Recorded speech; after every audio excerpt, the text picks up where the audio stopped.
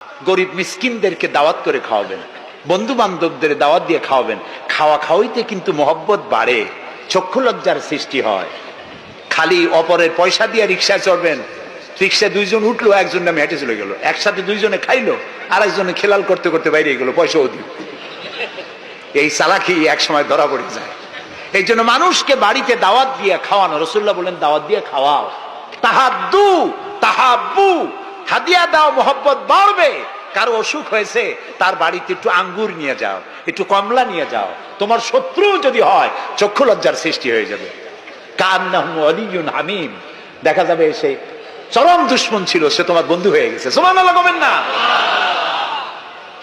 ওয়াসাল্লু আন-নাসু বিন-নিয়াম। আর 3 নম্বরে, মানুষ যখন ঘুমায় থাকে তখন তুমি নামাজ পড়িও। কোন সময় কোন তো?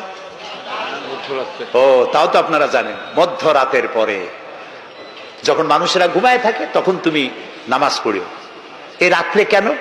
কারণ মানুষের কাছে সব থেকে বড় ভালোবাসার সত্তাকে বলেন আল্লাহ, তারপরে আল্লাহ রাসূল।